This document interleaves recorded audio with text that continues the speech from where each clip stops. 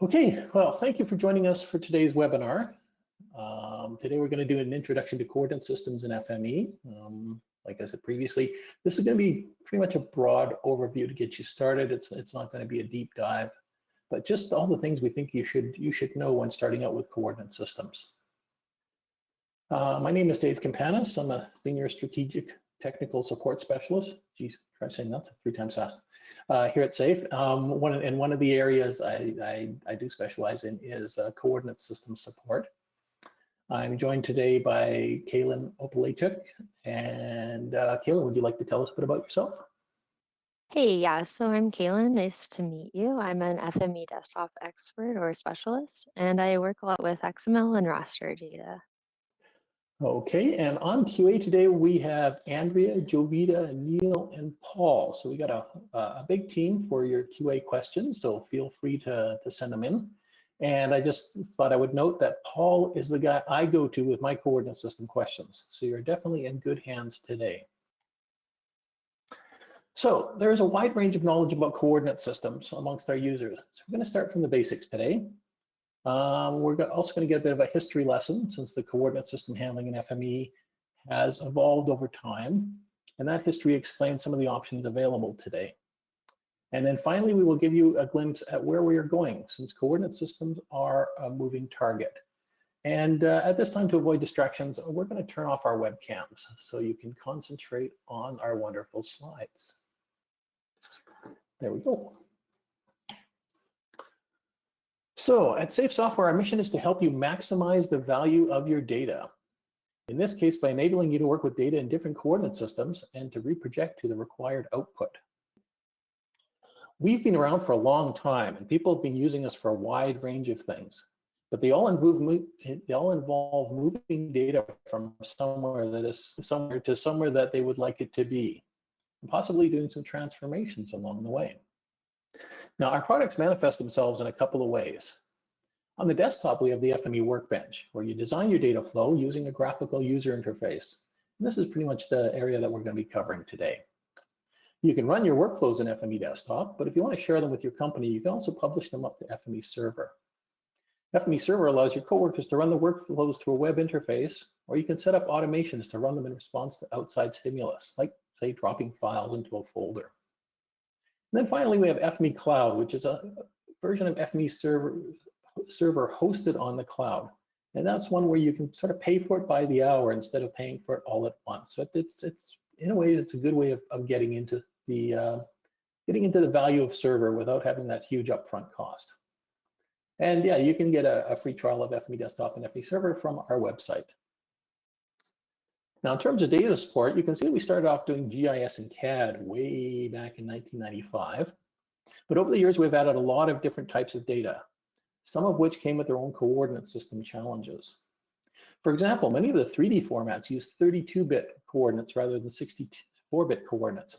And so they can't really support the large coordinate values you find in most coordinate systems. This led to more tools for using local coordinate systems and tying them into the reprojection process. So if your data is anyway tied to the real world, then it pretty much has a coordinate system. This may be a state plane coordinate system chosen in GIS, it may be a survey point in BIM, or it might be just the lat-long reference point that you set when you're using SketchUp. Now I'd say there's quite a variety of knowledge about coordinate systems amongst our users. I mean, myself, my educational background was in CAD, and I spent 15 years as a technician and supervisor at a local mapping firm. And my only interaction with coordinate systems was a few UTM zones and an add shift. So, I mean, I worked for a mapping company. I really didn't know much about coordinate systems because we really didn't need to. We were local, we worked with local maps. So it didn't really matter so much. So what I'm going to cover in this webinar is the stuff I kind of wish I had known when I started at SAFE about coordinate systems. So we have a quick poll, and this one you can answer in the questions page. We just want to get an idea of what your experience working with spatial data and coordinate systems is, just so we can get a good overview of where our customers sit. Oh, we actually have a poll up. Okay. So we'll give a few more seconds. Looks like we have some votes coming in here. Maybe a few more seconds for people to vote. Get your responses Sure. in. Oh, wow, we got a lot of, uh-oh, I'm in trouble. We got a lot of people who are seriously into coordinate systems here. Okay. You guys probably know more about it than I did. Yeah, over 80% hardcore users. Well, that's good to know. Awesome. It looks like we have 75% of people who voted, so I might go ahead and close the poll now and we can see the results. Sure.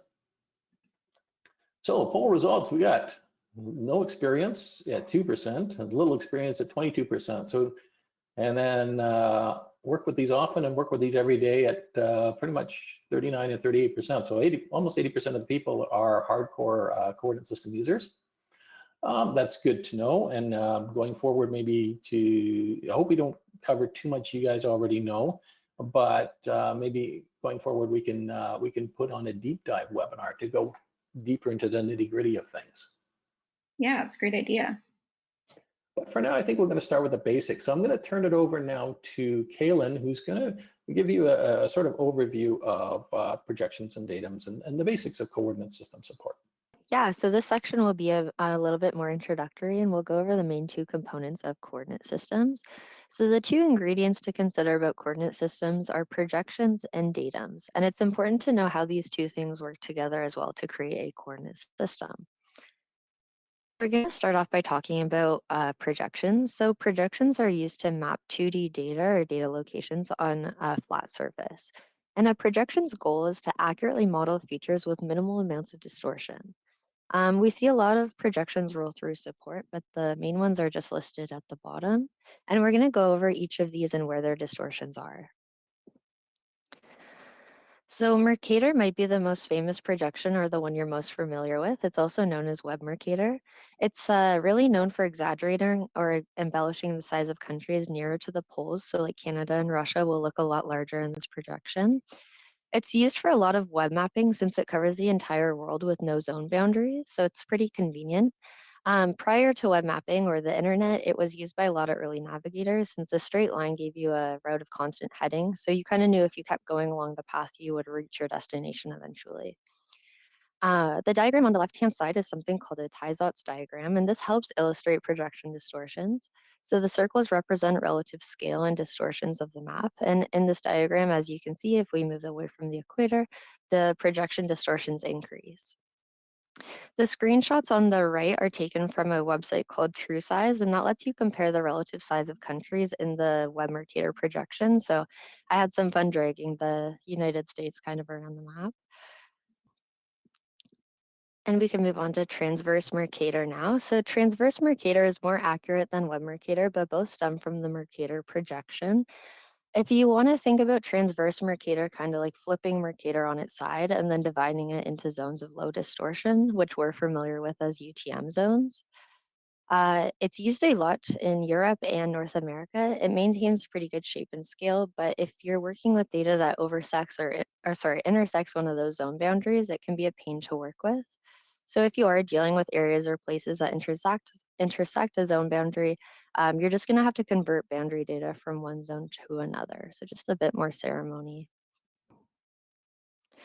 Lambert Conformal, so the zone of low distortion here is east to west instead of Transverse Mercator's north to south. So it's better for states that go in the east to west to avoid that zone pain we were just talking about. This projection is also used a lot for aeronautical charts because a straight line will give you a great circle route, which is the most economical or the fastest route possible. We're going to take a slight side tangent, no coordinate system pun intended, and talk about local coordinate systems. So local coordinate systems are important to a lot of formats. So formats like BIM, CAD, and 3D data sets often will have or be in a local coordinate system. So Lambert Azimuthal equal area shows low distortion near the origin, but the cool thing is that the origin can be anywhere in the world, so you just have to set a lat long, and then anything within a certain range will have very little to no distortion. So now going back to projections, so now a projection shows us how we map 2D data on a 3D plane, but we can use datums to tie it to a real place on Earth. So for example, you can use the same projection in North America and in England, but they will have different datums. So different regions use different local reference points, and therefore, which is why they have different datums. So some familiar datums may be NAD 83 or its predecessor NAD 27. WGS 84 is another familiar datum. And so yeah, new datums. So as technology improves, we develop more accurate models of Earth, which are reflected in new datum transformations. So just a fun fact, the Canadian high accuracy datum was last calculated using radio signals from quasars, which I think is insane considering there was no satellites around for the calculation of NAD 27. It's kind of fun. So if we can move on to reprojecting. Reprojecting data often requires some form of datum transformation, and there's two different kinds of datum transformations that can occur. The first is mathematical or algorithmic, and then the second is in the form of adjustment grids. So the main thing to remember with algorithms, and there's a lot of different ones, some are listed there, the more parameters, the more accurate your transformation will be. And if we move on to adjustment grids, these are typically rectangular in shape, and they're more or less just rows with different rows and columns of height values. And if configured properly within Workbench and FME has access to these adjustment grids, then they can be applied automatically during your translation, or sorry, datum transformations. Some pros and sorry. Oh, sorry. It's okay. Some pros and cons just about grids compared to algorithms. Grids are generally more accurate because they can provide unique adjustments for each location, but they are limited in geographic area, so a grid will have extents. Whereas algorithms aren't necessarily limited geographically, but they're more for general adjustments. So choosing your datum transformation might depend on kind of what your data is or what data you have and what you're trying to show. So why we need datums is actually pretty cool. Plate tectonics move datums. And plate tectonics is a really famous theory. You might have heard of it before. But as we can recall, most datums are tied to a local reference point on the surface of Earth. And the surface of Earth is made up of these plates that are moving. So therefore, our datums are also moving. So datum shifts, I suppose, have shown a 2-meter shift in places like Australia over the last 25 years. So you could imagine that being aware of datums or using the wrong datum could be a pretty costly mistake for a logging or, let's say, survey company. However, there are some datums like WGS 84, which is tied to the geoid. So the geoid is fixed and it's not moving, so it's not going to have a shift. So the GPS datum doesn't move. And before handing it off to Dave to go through FME Workbench and our reprojectors, I'm just going to mention the last kind of component of coordinate systems. I wouldn't say it's as vital as the other two, but it's definitely important to be aware of the units that you're using and the units that your coordinate systems are in. So for example, you could have a state plane coordinate system in feet, and you could have another layer, a data layer with the state plane coordinate system in meters. And you would be thinking that state plane is the same projection. So it's really important to be aware of what coordinates or units you're moving from and to. Okay, thank you, Kaylin. So now we're going to move on to working with coordinate systems in FME. So the earliest coordinate system support in FME used the CSMAP reprojection engine. One of the big advantages of CSMAP was its simplicity for the casual user. It had a large number of predefined coordinate systems, and datum transformations were done by pivoting through WGS84 in a 2-step transformation. So instead of a transformation defined between every pair of datums, you only needed the transformation defined from that datum to WGS84, and by using the 2-step process, we could go from any datum to any datum. It also had a library of directed grid transformations, and there we go. So if we look in Tools, FME Options, and Coordinate Systems, we can see that we have the settings for CSMAP grid transformations. The most important one for most people in North America anyway is NAD 27 and NAD 83. We have 2 sets of grids, one for Canada, one for the US, and they overlap. So if you're a Canadian user, they want you to use the Canadian grids. If you're an American user, you should be using the American grids. So we give you a chance to set that here for the default. And then you can also set all the other grids, NAT3 to CSRS, HARN, etc. In here. We ship a lot of grids with FME. We also have a grid download package, that few more grids. But there are some grids, say like the CSRS grid, that we are not allowed to ship and then must be gotten from the appropriate provincial authorities. So we had a large left with the CSMAP reprojection engine with the grid transformations. We tried to keep that simplicity of CSMAP built into working with FME. On the writer parameters in the workbench, so we have a thing called implicit reprojection. So if you go to your writer parameters in the navigator, there's a little parameter you can set for coordinate system, and you can pick a coordinate system from our list of built-in coordinate systems. System there. Whenever you run the workspace, the data will automatically be reprojected upon write. So any data that isn't already in that coordinate system will be reprojected. So this is probably the easiest way. You don't really have to worry about reprojection or anything. It just automatically happens as part of the writing. And generally, when you're writing data, you'll have a set coordinate system you want to go to. So if you're reusing this workspace, you can leave that alone, or you can change it as necessary. There are some formats that actually have a fixed coordinate system, like the Google Earth KML files, cesium 3D files, and GeoJSON, say. Some of them are fixed to lat long, some of them are fixed to geocentric. In this case, FME will automatically reproject to the format's defined coordinate system without any work on your part required. Now, the reader also has a coordinate system setting, but this has a very different purpose in FME. FME will read the coordinate system from any format that has one, which is most GIS formats and spatial databases, etc. However, some formats don't have coordinate systems, like CAD or CSV files, for example. But the data in that format might actually be in a coordinate system. Now, if you know that coordinate system, you can set the coordinate system using this interface, again from the coordinate system gallery, and this will tag the input data with that coordinate system. So it will be the same as if it read it from the format itself. Now, it can also be used to override the coordinate system on the source data if for some reason it's set to the wrong value. Now, this brings up a possible point of user error. So I would say that this setting for the coordinate system should not be used unless it's absolutely required.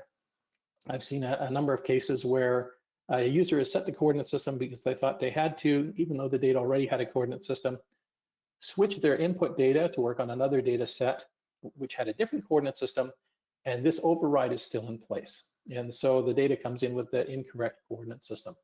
So basically this setting the source coordinate system has good purposes, but don't use it unless it's absolutely required. Now, implicit is the easiest reprojection, but it always happens right before you write the data. And sometimes you want to reproject the data within the workspace. Especially in FME, you can add multiple readers for different data sets and then do operations on them that involve both data sets together. Like say, if you're doing distance finding between two data sets, or if you're doing, say, one of the overlays like point on polygon, etc. You're interacting those two data sets. Now, the issue is that FME does not reproject the data into a common coordinate system. So if your two data sets have different coordinate systems, they will need to be reprojected into a common coordinate system before that operation will work correctly. So to do that, we have the reprojector transformer. And we should just show you right here. I'm going to throw in a reprojector. And then again, it uses the basic CSMAP library. The source coordinate system is optional, in that we will read it from the features as they come in. We set our destination coordinate system. And now it will do the reprojection. Notice there's no settings or anything for datum transformation. The CSMAP will do the automatic datum transformation based on its settings. Nor if they're essentially they're doing through the WGS84 pivot.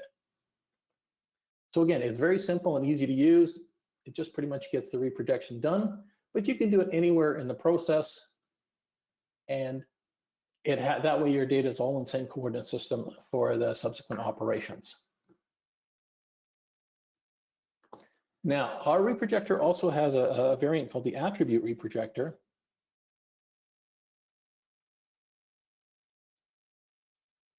And this is pretty much the same as the reprojector. It's just that it gives you the opportunity to set the X and Y attribute if you don't have a geometry on the feature, or if you have some geometric information stored in attributes, and this happens a lot with CAD data. You can also reproject that by just choosing the X and the Y pairs for the data. And again, you set the source coordinate system and destination coordinate system. And it works pretty much the same as the reprojector.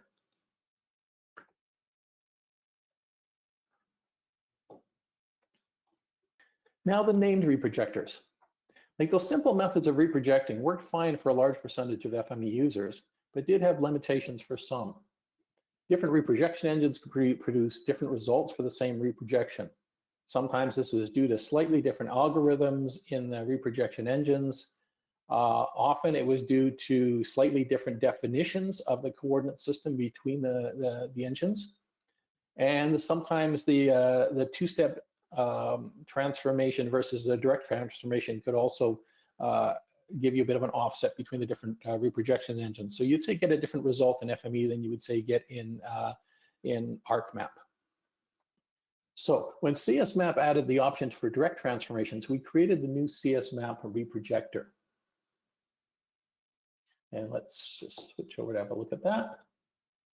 So CSMAP reprojector is very much the same as the reprojector, uses the same reprojection engine. So we have the source coordinate system, destination coordinate system, but notice now we have a transformation button. So if we set this to a different coordinate system with a different datum, you know, so we have we'll auto-populate the pop-down list with auto, which means we pick the best possible transformation, or we can pick the two different ones. Now in this case, we have, both of these are grids. One uses a Canadian grid, one uses the US grid. Sort of like I showed you before, you can set that here as well. But we will auto-populate that list with all of the different transformations that CSMAP knows about between those two datums. There's also a vertical handling component to the CSMAP reprojector that we're not going to go into now, but it allows you to convert between different height datums. Now, one key difference between the CSMAP reprojector and the reprojector, and this is kind of important for usage, is that in the reprojector, if you set the source coordinate system,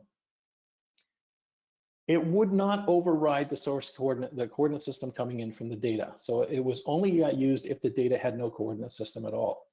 And some of our users found this not very convenient and thought it would be more convenient if this source coordinate system acted as an override, much like the one on the reader did. Now in FME, we're all about maintaining backwards compatibility. So we didn't change the original reprojector, since that would mess up a bunch of people's workspaces who'd worked on that assumption. But when we added the new CSMAP projector, we changed that behavior. So it's a different behavior between the two projectors. And this one, the source coordinate system will override the one read from the data. So if you're an ArcGIS user, you may prefer to use the EsriReprojector. This one uses Esri's reprojection engine, including coordinate system and transformation definitions.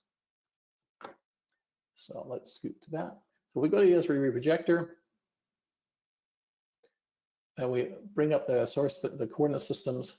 We'll notice that the list here is exactly the same as the, oops, exactly the same as the one you see in ArcGIS itself. So all of the ArcGIS coordinate systems are here. It's the same interface for choosing them and the same name. So if you're an Esri user, you'll feel right at home here. We also have, now in the EsriReprojector, they don't have an automatic transformation chooser. So you'll have to choose the transformation from one of the lists. This is something you do have to set. Now, the nice thing about this is we actually use the Esri reprojection engine. It's built into FME. So you will get the exact same results from the Esri reprojector as you would get from a reprojection done in ArcGIS. So if you're an ArcGIS user and you want to maintain the compatibility between the two systems, this would be a good choice for you. You can also use any custom coordinate systems or transformations that you created within ArcGIS within this transformer. Now, another popular reprojection engine is Proj. This is available in the Proj Reprojector. We'll have a look at that. So again, you can choose your source coordinate system, or we can read it from the feature. You can choose your destination coordinate system. And again, this is a slightly different interface. This chooses from all the Proj coordinate systems. Now, Proj probably has the largest library of coordinate systems. I believe it gets it all from directly from the EPSG database. There's no section for datum transformation here. The Proj Reprojector will choose the best appropriate datum transformation for the two coordinate systems you choose. Now, that's if you set the automatic. If you set the manual transformation, then, and this is for the hardcore users, you can just use any Proj string in this window to do a Proj reprojection, and that could be a reprojection. That could be reprojection to custom coordinate system from a custom coordinate system. It could be a simple datum transformation where the datums are defined in this area. But any of the Proj strings can be entered in here, and it will do the standard Proj string transformation for you. Now, a cool thing about the Proj Reprojector is when it comes to grid transformations. I'm just going to bring this FME options up again. Under the coordinate systems here, you can click Online Grids Enabled and set, I believe this is already set. And what will happen then is that any grids that aren't shipped with FME, if you have internet access, can now be used online. So it gives you access to a lot more transformation grids without actually needing to have to go and search them out, which is kind of cool. So I mean, in a way, for the ease of use and the amount of coordinate systems and transformations available, Proj is, I think, by far the winner right now. Now, national reprojectors. We have a few more reprojectors in FME, and that what it is that some national agencies have created their own regional reprojection engines. So these are limited in their range and number of coordinate systems, but if you're working within these countries, you'll often find that it's a required reprojection if you're doing any work with the government, etc. So we have GTrans, which is for Sweden. We have Grid Inquest 2, which is for the United Kingdom, and we have Reframe, which is for Switzerland. And these use the defined transformations required by the national agencies. Now, local coordinate systems.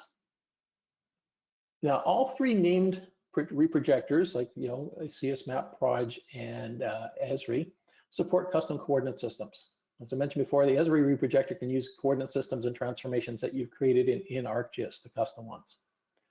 The Proj Reprojector, you use the manual mode, lets you define the coordinate systems and transformations using Proj strings or WKT. Now, CSMAP is, oops, sorry, I skipped the slide. I apologize for that. Okay, let's go back to where I was supposed to be. Local coordinate system, there we go. Local coordinate systems are useful when working with 3D data with 32-bit coordinates, which lose precision with larger numbers like those in most coordinate systems. So when you work with UTM coordinates, say, or state plane, you'll find that you've got coordinate ranges in like the 6 million or the 500,000 range. But the 32-bit coordinates in like OBJ or SketchUp or even some BIM systems like Revit are really, they don't really have room. They're designed to be, within 100 kilometers or so from the origin. So what we do is we can use local coordinate systems to make our coordinate points smaller so that they fit within those systems.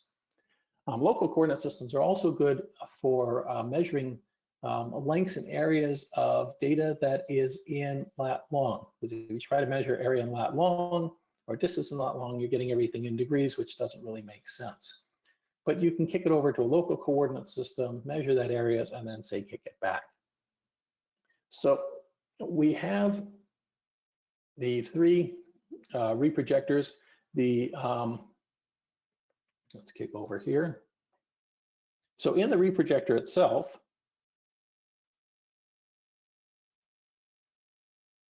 we have in our destination coordinate systems, you start typing underscore, we have these AZMEA and AZMEA neighborhood and then AZMEAD. So these are special coordinate systems that are designed to take the data you've got. It will calculate a local azimuthal equal area or azimuthal equal distance coordinate system around the center of the feature and assign it to the feature. And part of the name of that coordinate system will be the actual latitude and longitude of that special coordinate system. Now, the reason we have two versions here is that we found out that if you're working with 100 features or 200 features, that's fine to create a coordinate system for each feature.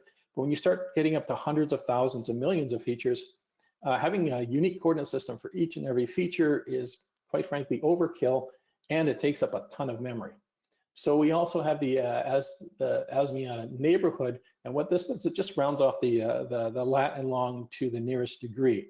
So that'll create a single local coordinate system for each degree grid. And assign that to all the features, and that cuts way down on memory and really doesn't affect the precision at all.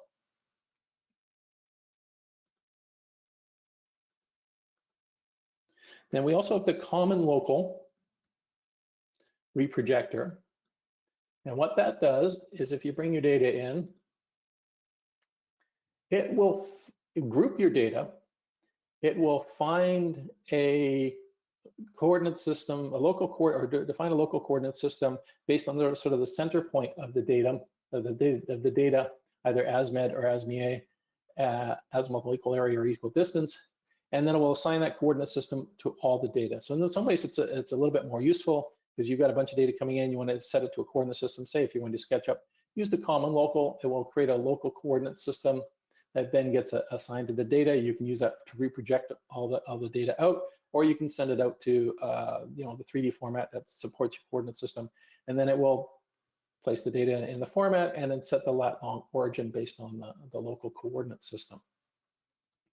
And if you really like to do things yourself, we have the local coordinate system setter. This is similar to the common local, but it leaves everything up to you. It doesn't try to figure out what the best origin or anything is. It just allows you to set an origin X, Y, and you set your projection type. This one is kind of cool. Also lets you choose the units as well. So this gives you a bit more. This probably gives you the most control, but makes you do the most amount of work. Okay, back to custom coordinate systems where we were before. So we covered the Esri and the Proj custom coordinate systems. Now, CSMAP is a little bit more complex. Originally, you had to go in with a text editor and create definitions of the coordinate systems.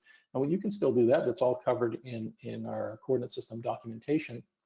But we also created an online tool to help you do that automatically.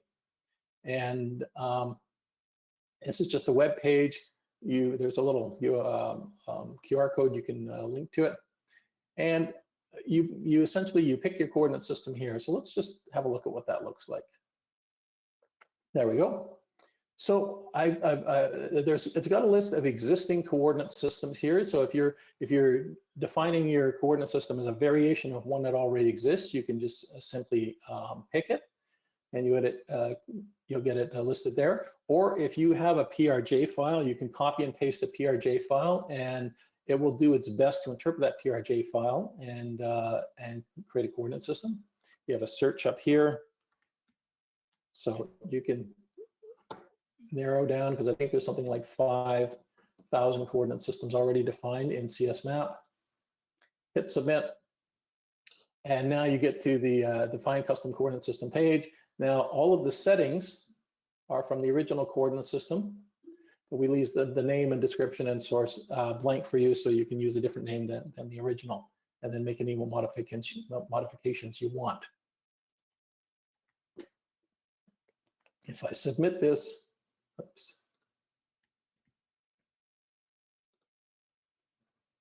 It will come and it'll click through, and then you can just download your coordinate system, your new custom coordinate system, place it into your documents folder, and you're ready to go with that custom coordinate system within CSMAP. Now, future developments in coordinate system support. We're working on, I showed you before, you can do some vertical transformations in the CSMAP reprojector, but we are also working on making vertical coordinate systems kind of like a full citizen of FME, so they'll be supported in all the in all the reprojectors. That is a long-term ongoing process, so it may take a while to see some results. The other thing we're working on is time-dependent datums, and like Kaylin mentioned, is that WGS84 is essentially a static datum, but all the other datums are moving in relation to that static datum. And WGS84 is what all the GPS satellites are working on. So essentially, your satellite-derived position is changing over the years, and when we need more and more datum transformations over the years to adjust for that. But I mean, well, at least I shouldn't say we, the scientists know generally the vectors of the continental plates, how fast they're moving and what direction they're moving. So it's kind of possible to define a vector into your datum, saying this is moving away from WGS84, or a vector into your transformation. And then if you know the data collection of the data, you can sort of use that as part of your transformation. So instead of having multiple transformations for each year, you just have one transformation, and then you just need to know the sort of date of the data. So it's also something where, again, it's a long-term process, but we're working on, because that would be, we think, very useful. Okay, time for another poll. Now, which reprojector do you use most often in FME Workbench? We'll give you choice of the big four there.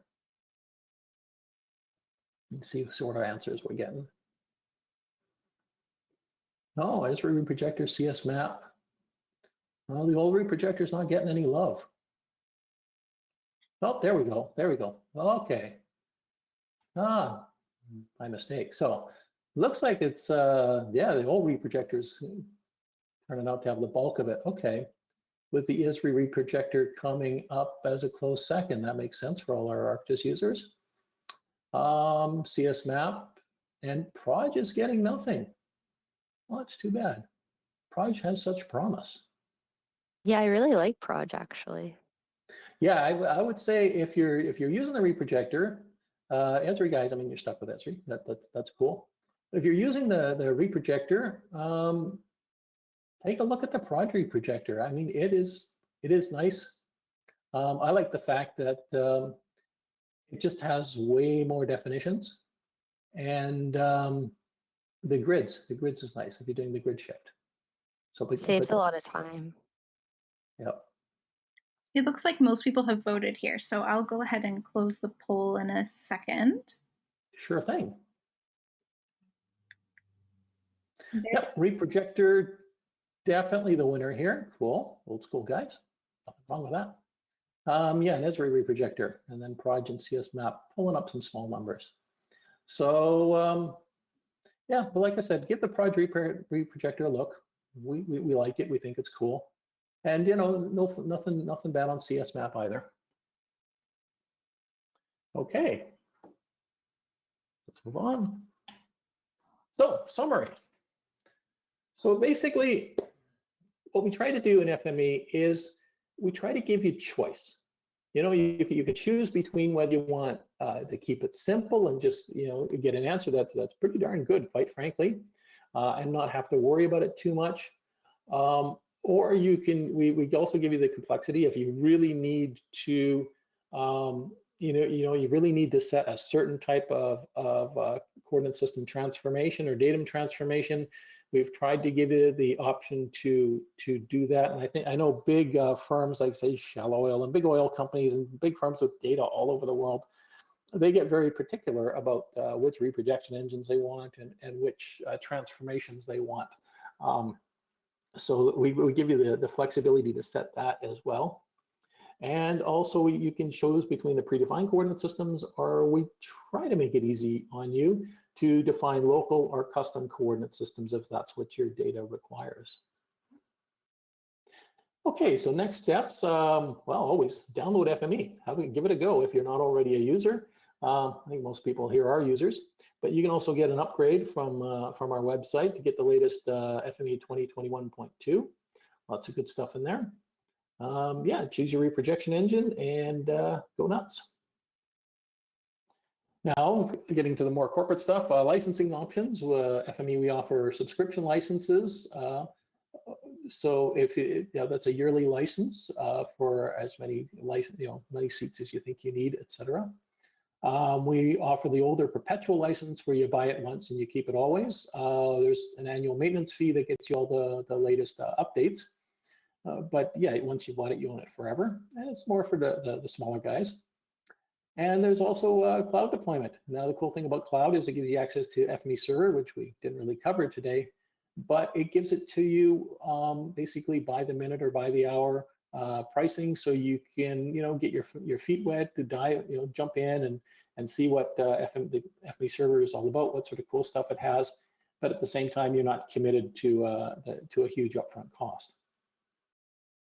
So some resources, there's a couple of links, key concepts and coordinate systems, that's a good starting point.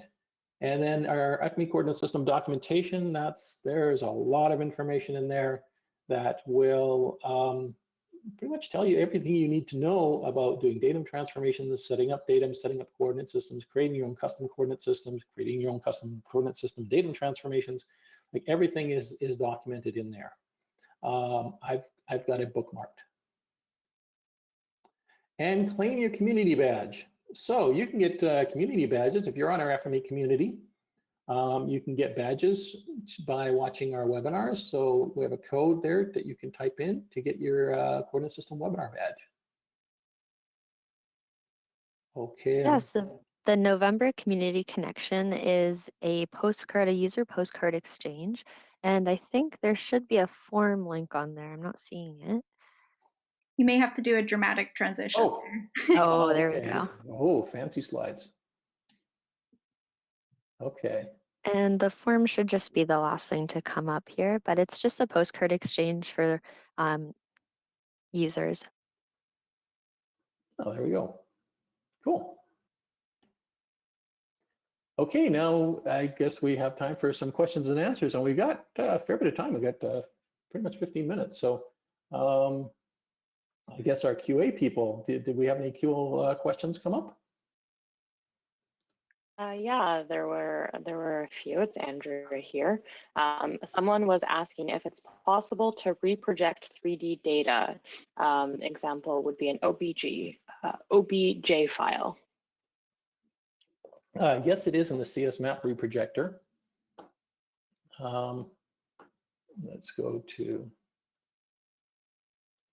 in the CSMAP reprojector, on the vertical handling section here is, normally the reprojection is done in 2D. We have ignore heights and leave them unchanged. But you can set this to heights are relative to the ellipsoid or the geocentric. And that will also reproject the elevation data. Now, generally, it's the elevation data isn't going to be affected by most reprojections. However, if you're doing a unit change, say you're going from a coordinate system in feet or to a coordinate system in meters, or you're going from lat long, which it's assumed the heights are in meters, to say a state plane in feet, this will scale the Z values as well. And this is also a section you can apply height grids as well to adjust the elevations to the different vertical datums. Did we have any questions that ended up stumping Paul at all? I would find that hard to believe. I was gonna say, we did pretty well, but there was a lot of more specific questions that we were asked. Yeah, you know, nothing that stumped us, but certainly we had some really helpful comments, some resources that were shared with us that we weren't aware of before. There were a number of interesting questions around, hey, you know, my data is misaligned, or why do I need different datums for different tectonic plates and things? But generally, everything was great. We were able to answer most of them. There's a few we didn't get to, and everyone will get a follow-up for those. Cool. Awesome. Okay. So that pretty much wraps it up for us, then, I guess. Yeah, if you're not an FME user, grab a free trial. If you are an FME user, please take a look at our latest upgrade. There's always good things in the latest FME. And if you have any questions, or you want to sort of share information with your fellow users, you can connect with the FME community. There's a lot of good information in there, and especially when it comes to like industry specific information, that's probably where you might be getting a better answer out of your fellow industry users than you might out of us. So it's a good place. It's a good place to connect. Awesome. Thanks, Dave. I think I might just wrap up by saying that as you conclude this webinar today, you'll receive the option to complete a survey of how we did this morning, and we really appreciate any feedback that you can provide us, as it does help us to improve our webinar program. So yeah, be sure to connect with us on the community as well if you have any other questions that come up post-webinar. Thanks everyone for joining us this morning, and have a great day. Yeah.